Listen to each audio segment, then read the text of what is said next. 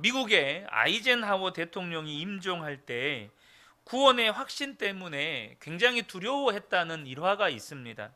임종하기 얼마 전에 빌리그리암 목사님을 꼭 만나보시겠다고 요청을 하셔서 이 빌리그리암 목사님이 아이젠하워 대통령을 만났다고 합니다. 그때 아이젠하워 대통령은 내가 과연 천국에 갈 수 있습니까? 라는 질문을 했다고 해요.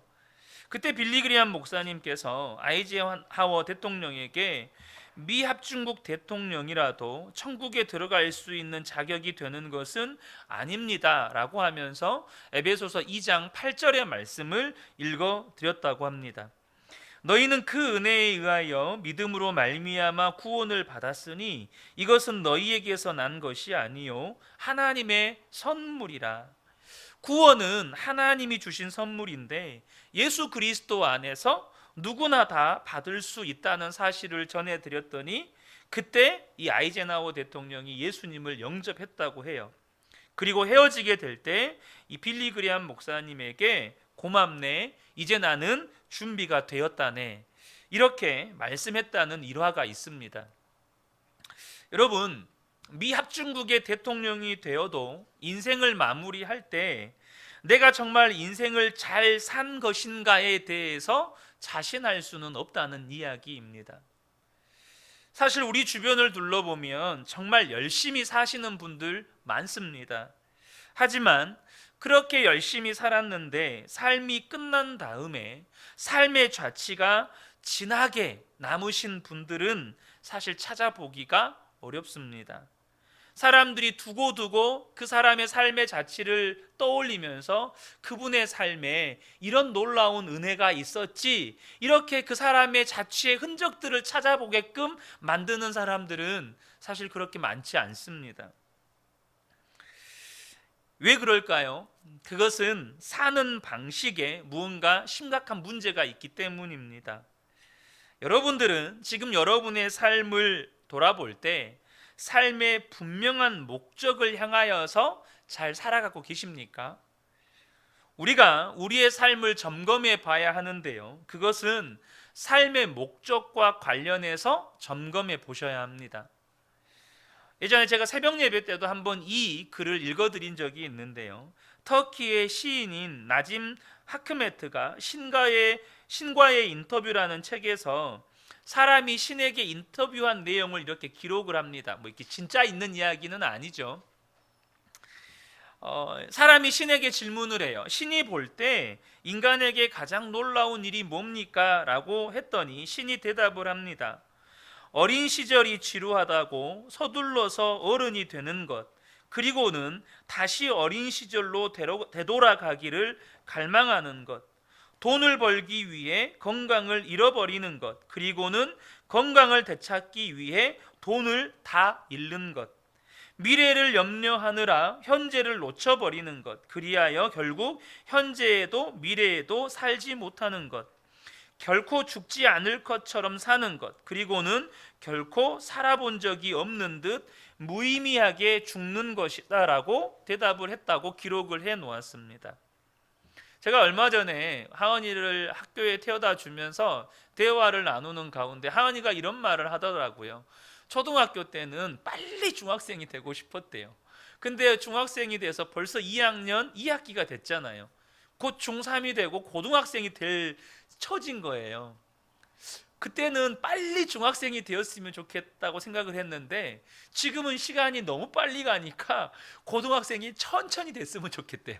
이런 이야기를 하는 것을 그냥 웃으면서 이야기를 나누었어요. 어렸을 때는 뭐 지금도 어리지만 엄마 아빠가 시간이 빨리 간다는 말이 이해를 못했대요. 근데 지금은 시간이 빨리 간다는 말이 조금 이해가 된대요. 여러분이 삶이 끝났을 때 결코 살아본 적이 없는 사람이 죽은 것처럼 되지 않을 자신이 있으신가요? 대부분 사람들이 인생을 목적지가 없이 삽니다. 그저 눈앞에 되어지는 일을 위해서만 열심히 살죠. 입시, 취업, 결혼, 혹은 직장 생활, 사업. 물론 그것은 다 중요한 문제입니다. 그러나 궁극적으로 그 모든 것이 목적지로 가는데 의미가 있는지에 대해서는 별로 생각을 안 합니다. 아니, 전혀 생각을 안 해요. 내가 대학에 들어가는 것, 혹은 취업을 하는 것, 결혼을 하는 것, 사업을 하는 것, 그것이 과연 인생의 목적지를 향해 가는 것에 어떤 의미가 있는지에 대해서 사람들이 생각을 안 한다는 거죠. 그러니까 열심히 살았는데 막상 죽을 때가 되면 아무것도 의미 있게 살아보지 못한 인생이 되는 것이에요. 이유는 살기는 살지만 나는 도대체 어디에서 와서 어디를 향해 가는 것인가 라는 부분에 대해서 전혀 알지 못하고 오로지 눈앞의 일만 보기 때문입니다. 그러니까 좋아 보이는 길을 그냥 따라가요. 따라가다가 이게 좋아 보이면 또 그 길을 따라갑니다. 한평생 그냥 좋아 보이는 길만 따라가다가 인생을 끝내는 거예요. 본문의 사도 바울이 이런 고백을 합니다. 14절이죠. 제가 표준세 번역으로 읽어드리겠습니다. 그리스도 예수 안에서 하나님께서 위로부터 부르신 그 부르심의 상을 받으려고 목표점을 바라보고 달려가고 있습니다. 사도 바울은 자신의 인생이 어떤 부르심의 상을 향하여 달려가고 있는 인생인 것을 분명하게 알았다는 거예요. 믿는 성도 중에 혹 여기 계신 분 중에 사도 바울은 나와 인생이 똑같군요 라고 말할 수 있습니까? 말할 수 있는 분들이 얼마나 될까요? 사람들은 나름대로 다 상을 받으려고 열심히 삽니다. 직장에서 승진도, 대학 합격도, 혹은 취업도 다 상이죠. 여러분 그렇지 않습니까? 그래서 그렇게 상을 받으려고 아침에 일찍 일어나고 저녁에 늦게 자고 나름대로 열심히 살죠. 직장에서는 화가 나도 참고 아파도 일하고 그렇게 살아요. 뭐 때문에요? 상 받으려고. 상 받으려고 그렇게 삽니다. 그런데 사도 바울은 하나님께서 위로부터 부르신 부르심의 상을 위해서라고 말합니다. 여러분 우리가 받아도 되고 안 받아도 되는 상이 있는가 하면 반드시 받아야 하는 상, 놓쳐서는 안 되는 상이 있는데 그 상은 하나님이 주시는 상입니다. 결국 우리의 인생은 마지막에 하나님 앞에 서는 것으로 세상에서의 삶은 끝이 나요. 그 다음부터는 놀라운 새로운 삶이 시작이 됩니다. 여러분 이 놀라운 영생의 삶은 여러분 분명히 아셔야 됩니다. 내가 예수님을 영접하여 믿는 순간 여기서부터 시작이 되는 겁니다. 단지 죽음이라고 하는 관문을 한번 통과할 뿐이죠.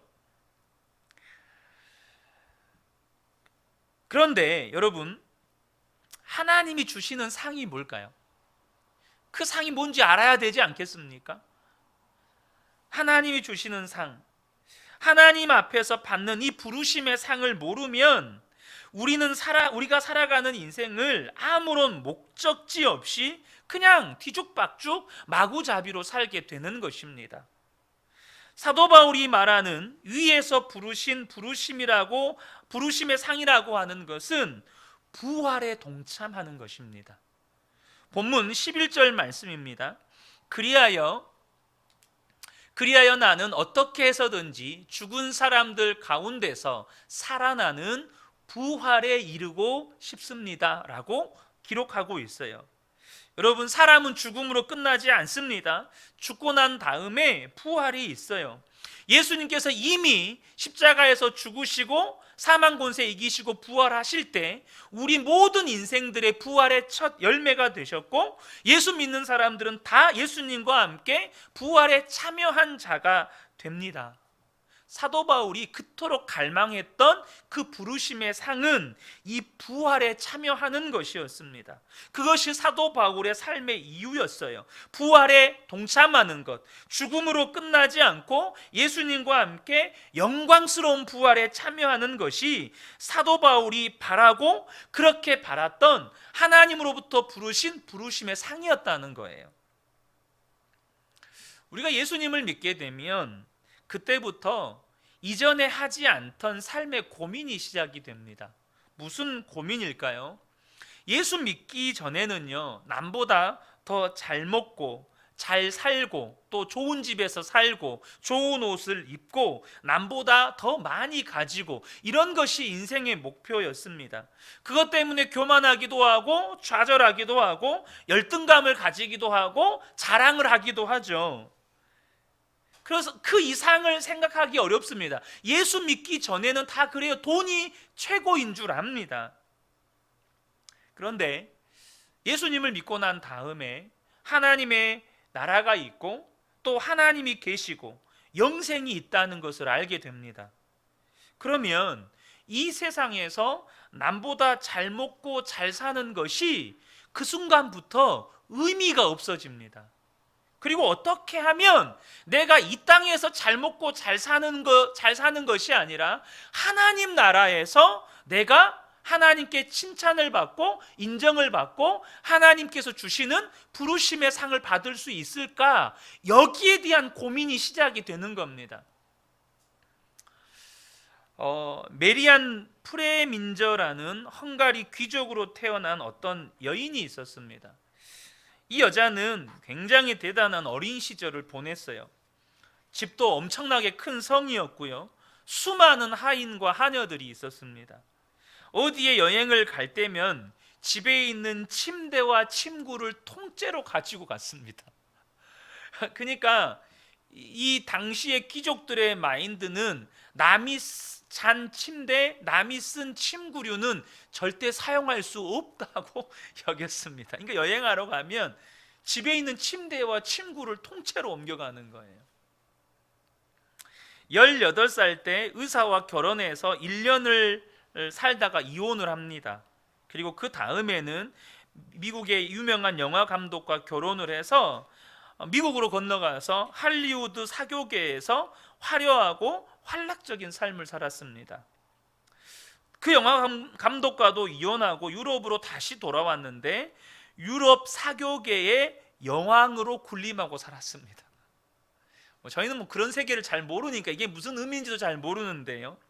그런데 이분이 어느 날 아프리카에서 병원을 하고 있는 슈바이처 박사가 독일의 어느 마을 교회에서 오르간 연주회에 참여한다는 소식을 알게 되었습니다.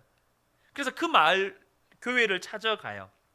그리고 그날 연주회에 참여한 이 슈바이처 박사를 잠깐 만나게 됩니다.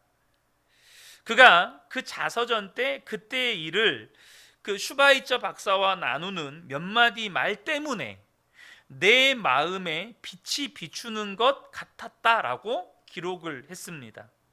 그리고 그 뒤에 바로 슈바이처 박사가 있는 아프리카의 렘버린이라는 병원으로 갑니다.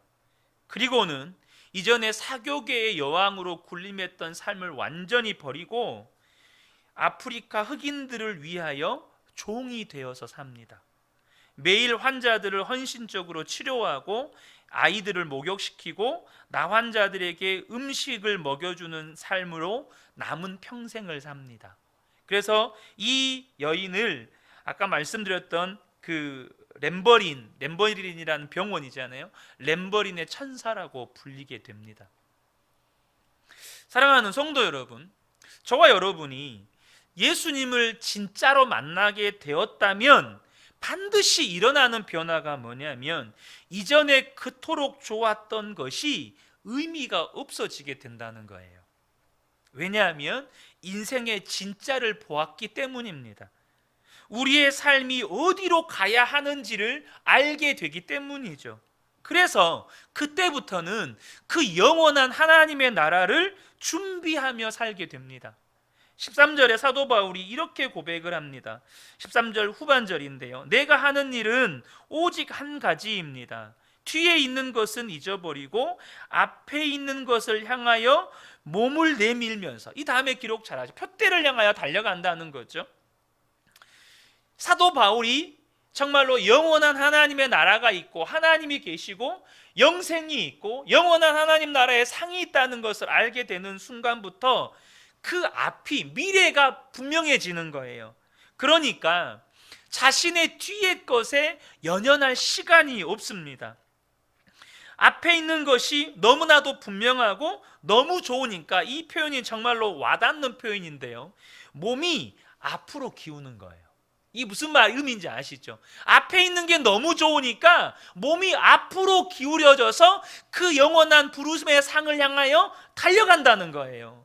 과거의 것이 좋았다면 계속해서 미련이 남는 거죠. 계속해서 몸은 뒤를 바라보는 거죠. 사도 바울은 그동안에 자기의 마음을 힘들게 하고 아프게 하고 혹은 미련이 남았던 모든 일들은 잊어버렸대요.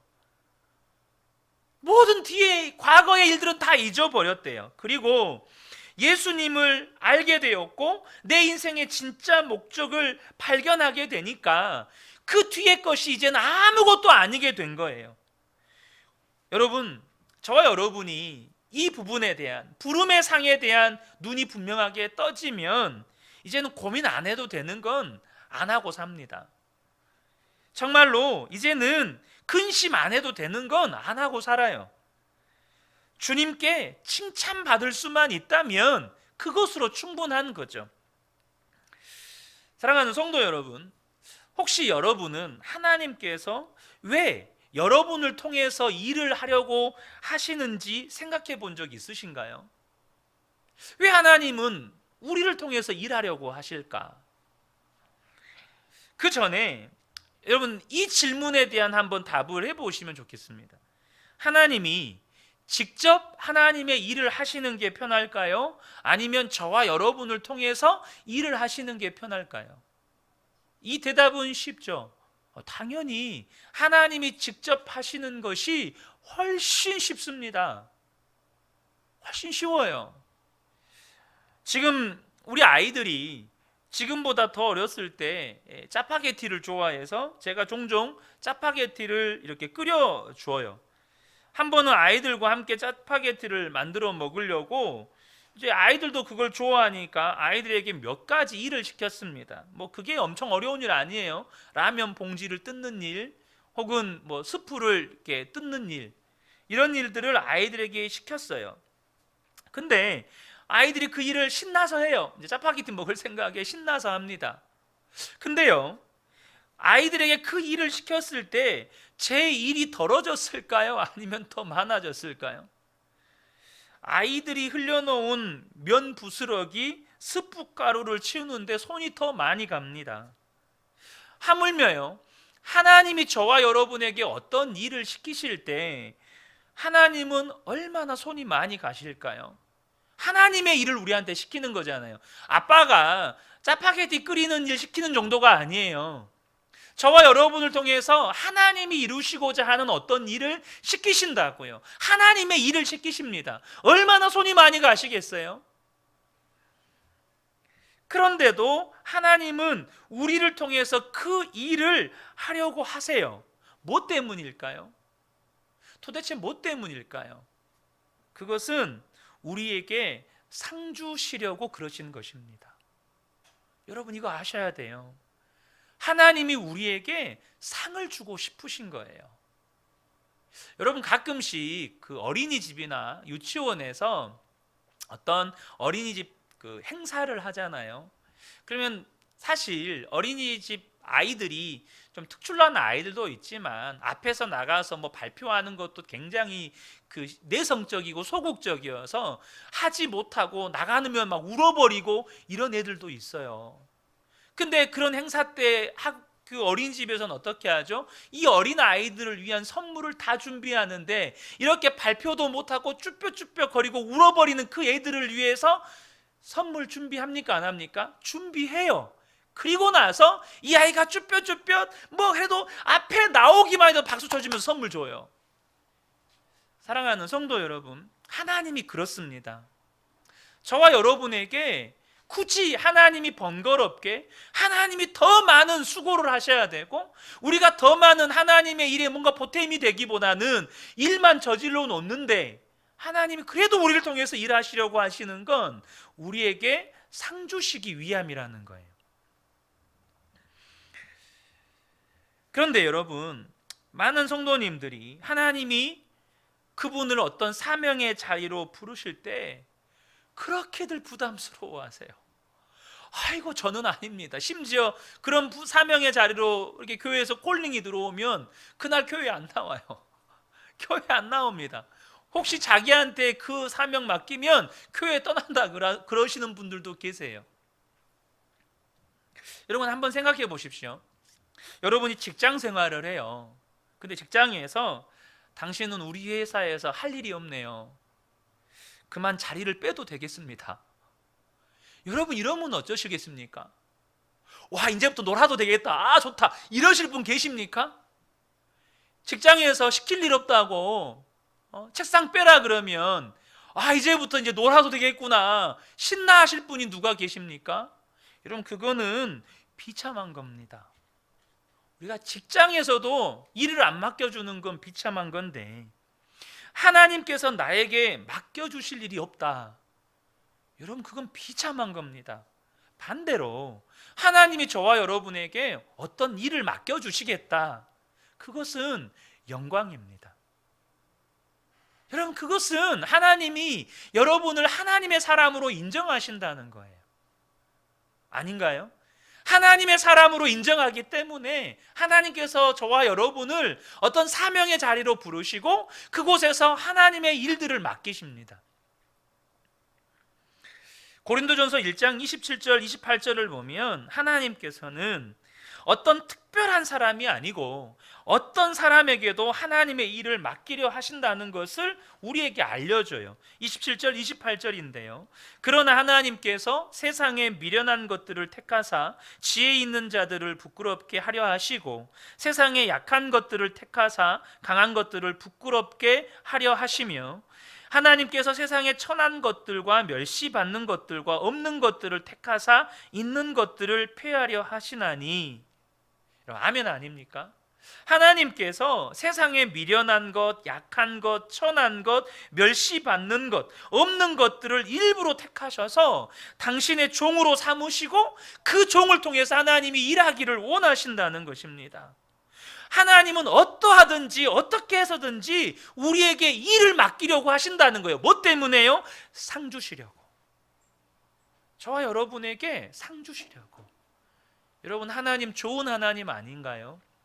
하나님 좋으신 하나님 아니십니까? 사도 바울은 자기가 그렇게 하나님 앞에 부르심을 받았고 또한 그 부름의 상이 있다는 것을 알게 되었어요. 그래서 12절에 이런 표현을 사용합니다. 12절 하반절을 보면 그리스도 예수께서 나를 사로잡으셨으므로 나는 그것을 붙들려고 쫓아가고 있습니다. 사도 바울은 예수님께 사로잡혔기 때문에 부름의 상을 위해서 쫓아가는 삶을 살게 되었다라고 고백합니다. 그런데 어떤 성도님들은 이 사로잡으셨다라는 표현에 좀 부담감, 거부감을 느낍니다. 사로잡았다. 뭔가 사로잡힌 사람들은 약간 광신도처럼 보이고 약간 좀 극단적인 내가 순교하겠습니다. 주여 나를 보내소서 내가 주를 위해 목숨 바치겠습니다. 뭔가 좀 이런 것으로 이해를 해요. 근데요, 여러분 그거 아십니까? 사로잡힌 것은 예수를 믿으나 안 믿으나 똑같다는 겁니다. 오늘 이 말씀의 핵심은 사로잡혔다는 데 있지 않고 누구에게 사로잡혔느냐는 거예요. 사도 바울이 말하는 핵심은 자신이 예수 그리스도께 사로잡혔다는 겁니다. 그렇지 못한 사람들은요, 예수님께 사로잡히지 않은 사람들은요, 세상에 혹은 육신의 정욕에, 욕심에, 쾌락에, 죄에 사로잡혀 사는 거예요. 여러분 이거 분명히 아셔야 합니다. 예수님께 사로잡히지 않은 사람은 세상에 사로잡힌 거예요. 육신의 정욕에 사로잡힌 겁니다. 안목의 자랑, 안목의 정욕, 이생의 자랑에 사로잡힌 거예요. 그런데 사로잡히지 말아야 할 때 거기에 사로잡혔다는 건 여러분 저주받은 삶 아닙니까? 사로잡히지 말아야 하는 것에 사로잡혀요. 사람들이요, 돈에 사로잡히고 쾌락에 사로잡히고 권력에 사로잡히고 세상 명예에 사로잡히고 반대로 예수님께 사로잡혔다는 말은 구원받았다는 뜻입니다. 세상에 사로잡혔던 것에서, 죄와 사망의 올무에서 이제 해방됐다는 말이에요.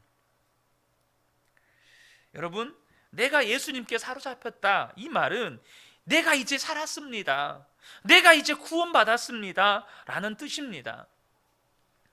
여러분들도 아시는 분입니다. 국회의원이기도 했고요, 지금은 작가이기도 하시죠. 김홍신 의원. 이분의 담배 끊은 이야기입니다. 이분은 37년 6개월 동안 담배를 피운 골초 중에 아주 지독한 골초이세요. 늘 담배를 끊어야 한다는 생각을 했었지만, 그래서 담배는 백해무익해, 담배는 각종 암을 유발해, 담배 필 때마다 마음에 그런 생각을 했대요. 마음에 그런 불안함이 있었대요. 무엇보다도 여러분, 담배는 본인에게도 안 좋지만 주변 사람들에게도 여러분 해악을 끼치잖아요. 직접 흡연보다 간접 흡연이 더 안 좋잖아요. 그러니까 사실 담배를 피운다는 건 어떤 의미로는 간접 살인이죠. 그러다 보니까 몇 번이고 끊어보려고 했지만 담배가 너무 좋아서 안 끊어지더라는 거예요. 담배가 너무 좋은 거예요. 그래서 특별히 글을 쓰거나 원고를 쓸 때면 줄담배를 피운다는 거예요. 이 원고를 끝마칠 때까지 계속 피운다는 거예요. 그런데 이런 분이 37년 6개월 동안 피웠던 담배를 선생님이 하신 한마디 말 때문에 끊었답니다. 이 김홍신 의원, 이분의 작가의 선생님이 해주셨던 말이라는 거예요. 쥐도 쥐약인 줄 알면 안 먹는다. 그런데 사람은 쥐약인 줄 알고도 먹는다. 그거 먹으면 죽는다는 거 알아요. 그거 먹으면 폐암 걸린다는 거 알아요. 그거 먹으면 다른 사람들한테 해를 끼친다는 것도 알아요. 제가 이번 휴가 때 우리 아이들, 또 다른 아이들이 놀고 있는 곳 옆에 흡연 구역이 있었어요. 근데 이게 오픈된 공간이다 보니까 담배를 피우는데 담배 연기가 아이들 쪽으로 다 날라와서 담배 냄새가 지독하게 나는 거예요. 좀 젊은 분들이어가지고 제가 큰 소리로, 아니 아이들이 있는데 아무리 흡연 구역이어도 아이들이 있는 곳에 담배 피우면 어떻게 하십니까? 제가 큰 소리로 뭐라고 했더니 쭈뼛쭈뼛 가시더라고요. 이분이 이 말에 충격을 받고 수많은 금단 현상을 겪었고 수많은 어려움도 겪었지만 정말 마음을 독하게 먹고 담배를 끊었다는 거예요. 그랬더니 주변에 아는 사람들이 하는 이야기가 진짜 독한 사람이네, 이 이야기를 했다는 겁니다. 근데 그분이 책에서 이렇게 쓰셨습니다. 독극물을 삼키는 사람이 독한 사람이지 어찌 독극물을 버린 사람이 독하다는 말입니까? 여러분, 사람들이 그렇게 살아요. 무슨 말이냐면 독약인 줄 알고도 그걸 먹습니다. 그럼 그래요. 술이 독약인 줄 알아요. 그래도 먹어요.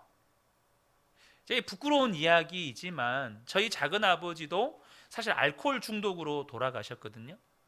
저희 작은 아버지가 후두암으로 돌아가셨어요. 후두암 거의 4기에 이게 발견이 돼서 병원에서 수술을 받고 조금 좋아지니까 술을 그렇게 먹지도 말라고 했는데 어떻게 술을 드셨는지 아세요? 이제 후두암이니까 이제 후두를 제거해 버렸잖아요.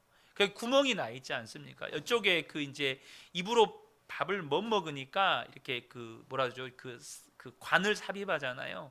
거기에다가 소주를 들이부어서 드셨어요. 거기에다가 소주를, 술 때문에 그렇게 암이 걸렸는데 이게 독약인 줄도 알아요. 술 때문에 암이 걸렸는지도 알아요. 근데 거기에다가 술을 들이부으면서 술을 드셨어요. 여러분, 이게 사로잡혀 있는 겁니다. 이게 무서운 거예요. 우리가 눈에 보이지 않지만 성공해, 돈에, 자녀들 성공해, 혹은 이 세상에서 잘 먹고 잘 사는데 그렇게 사로잡혀서 살아가요. 인생들은 무언가에 사로잡혀 있습니다. 결국 인생이 끝나는 날에 내가 무언가에 사로잡혀 살았는지를 분명하게 알게 돼요. 하나님 앞에 서는 그날에 하나님 다 알게 해주세요. 다 보여주십니다. 너가 무엇에 붙잡혀 살았는지. 여러분, 어떻게 해야 합니까? 우리가 예수님께 사로잡혀야 사는 겁니다. 예수님께 사로잡혀야 사는 거예요. 여러분이 예수 믿는 여러분 자신에 대해서 표현을 할 때 나는 예수님께 사로잡혔습니다, 이렇게 할 수 있다면 진짜로 예수님을 믿는 겁니다. 하지만 나는 예수님을 믿기는 하지만 예수님께 사로잡혔다고는 말하지 못할 것 같습니다 라고 한다면 예수님을 믿을까 하는 단계에 있는 거예요. 히브리서 11장에 모세에 대해서 이렇게 기록을 합니다. 24절 26절입니다. 믿음으로 모세는 장성하여 바로의 공주의 아들이라 칭함받기를 거절하고 도리어 하나님의 백성과 함께 고난받기를 잠시 죄악의 낙을 누리는 것보다 더 좋아하고 그리스도를 위하여 받는 수모를 애굽의 모든 보화보다 더 큰 재물로 여겼으니 이는 상 주심을 바라봄이라. 여러분, 지금 모세의 선택은 이 땅의 기준으로 보면 정말로 어리석은 겁니다. 여러분, 모세가 단순히 많은 분들이 바로의 공주라고 이렇게 바로의 공주의 아들이라고만 생각하는데 제가 언젠가도 한번 설명드렸었죠. 바로의 공주의 아들로 있으면 모세는 애굽의 유일한 후계자가 되는 겁니다. 모세는 바로의 정통 후계자가 되는, 적통 후계자가 되는 거예요. 그런데 모세가 그 모든 지위를 포기합니다. 애굽의 모든 부귀 영화를 포기해요. 이 땅의 기준으로 보면 얼마나 어리석은 겁니까? 그리고 이스라엘 백성들과 광야에서 40년 동안 고생하는 걸 선택합니다. 여러분, 바보 아닙니까? 얼마나 어리석습니까?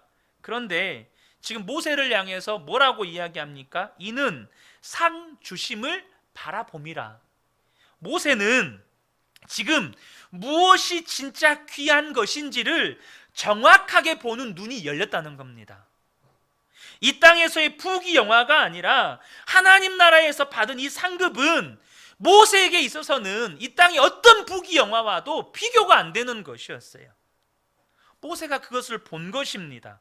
그리고 과감하게 애굽의 모든 부귀 영화를 버린 것입니다. 사랑하는 성도 여러분, 저와 여러분이 예수님을 믿으면, 예수님께 분명하게 사로잡히면 무엇이 중요한지가 명확해집니다. 하나님의 일, 혹 하나님의 부르심이 부담스럽고 힘들게 여겨지신가요? 예수님께 사로잡히면 쉽습니다. 내가 하려고 하고 내 힘으로 하려고 하니까, 내 경험으로 하려고 하니까 힘들고 어려운 거죠. 여러분, 저와 여러분이 예수님께 사로잡히면 그러면 주님이 나를 통해서 하십니다. 우리는 그냥 기도하고 믿음으로 순종해 가는 거죠. 순종이 안 되니까 힘든 겁니다. 말씀에 순종이 안 되니까 다 부담스러운 겁니다. 그런데 이런 질문을 하시는 분들이 있어요. 아니, 그러면 다 사로잡아 주지, 왜 사도 바울은 사로잡아 주시고 왜 나는 안 사로잡아 주시는가? 여러분, 이런 생각 안 드십니까? 아니, 왜 사도 바울만 사로잡아 주십니까? 나는 왜 안 사로잡아 주시나요? 여러분, 근데요, 정말 하나님 앞에서 정직하셔야 합니다. 주님도 저와 여러분을 사로잡아 보려고 수없이 하셨고 지금도 하고 계십니다. 그런데 주님이 사로잡으려고 하면 이 핑계 저 핑계로 미꾸라지처럼 빠져나가고, 주님이 사로잡으려고 하면 또 빠져나가고. 여러분, 지금 이 말씀 처음 들으십니까? 이 빌립보서 3장 오늘 10절에서 16절 말씀 나눴는데요, 이 말씀 처음 듣습니까? 여러분은 지금까지 신앙생활 해 오시면서 아마 많이 들으셨을 겁니다. 여러분, 주님이 우리를 사로잡으시려고 애를 쓰는데 뭐가 잡혀야 주님이 우리를 통해서 일하시죠. 주님이 분명히 우리를 사로잡으시는 것은 맞습니다. 하지만 우리가 해야 할 일 또한 있습니다. 그게 뭘까요? 주님과 시선을 맞추는 겁니다. 주님과 시선을 맞추는 거예요. 분명히 주님이 우리를 사로잡으세요. 하지만 주님이 우리를 사로잡으시려면 내가 주님과 시선을 맞춰야 된다니까요. 내가 계속해서 주님을 바라보아야 한다는 것입니다. 예수님이 내 안에 계신 것 다 믿지 않으십니까? 그렇다면 주님 바라봐야죠. 그래야 주님이 나를 사로잡으실 수가 있는 겁니다. 나는 맨 딴 데 보고 있고 주님은 계속해서 나에게 말씀하시고 내 삶에 역사하시는데 내 시선은 여전히 땅에 머물러 있고 내 시선은 여전히 내 욕구에 머물러 있고 내 시선은 여전히 나의 생각과 나의 계획에 머물러 있는 거예요. 우리나라 최초의 7분의 목사님 중에 한 분이셨던 이기풍 목사님. 이 이기풍 목사님은 제주도 선교의 기초를 세우신 목사님이십니다. 이분은 정말 예수 믿는 사람들을 싫어했고 실제로 예수 믿는 사람을 학대했던 사람입니다. 막 선교사님들한테 돌 던져가지고 막 선교사님들 얼굴에 큰 흉터도 만들고 이런 분이셨어요. 근데 이분이 이제 정말로 그 사도 바울이 다메섹 도상에서 주님을 만난 것처럼 꿈에서 예수님을 그렇게 만나셨습니다. 기풍아 기풍아 어찌하여 네가 나를 핍박하느냐 이런 꿈을 꾸시고 예수님을 만나셨어요. 그래서 이분이 목사님이 되셨고 제주도에 가서 이렇게 복음을 전할 때 여러분 섬은 기본적으로 우상 숭배가 굉장히 심하잖아요. 엄청난 핍박을 받습니다. 그렇게 복음을 전하기 위해 온갖 고난을 당하셨고 당연히 아내의 사모님도 많은 고난을 당하셨겠죠. 그 아내이신 윤함의 사모님의 유언 중에 유명한 유언이 있습니다. 그 유언이 무엇인지 아십니까? 5분 이상 예수님을 잊지 마라. 자녀들에게 유언을 여러 가지 유언이 있어요. 그 유언 중에 두 번째 유언인데 5분 이상 예수님을 잊지 마라. 이게 무엇을 의미합니까? 당신들이 그렇게 사셨다는 겁니다. 그렇게 주님을 바라보고 사니까 주님이 그분들을 사로잡으신 거예요. 사랑하는 성도 여러분, 우리의 삶이 단순해지기를 축복합니다.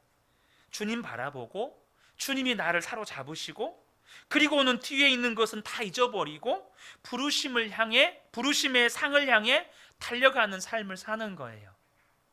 그냥 이 땅에 있는 어떤 문제 때문에 이미 지나간 일 때문에 근심하고 고민하면서 앞에 있는 부르심의 상을 바라보지도 못하고 여전히 과거에 매여 살아요. 사랑하는 성도 여러분, 예수님께 사로잡히시기를 주님의 이름으로 축복합니다. 그러면 주님이 저와 여러분을 통해서 일하십니다. 주님이 저와 여러분을 부름의 상을 향해 달려가도록 만들어 주신다는 거예요. 저는 우리 근혜교회 모든 성도님들이 정말로 예수님께 사로잡혀서 부르심의 상을 향해 달려가시는 복된 분들 되시기를 예수님의 이름으로 축복합니다.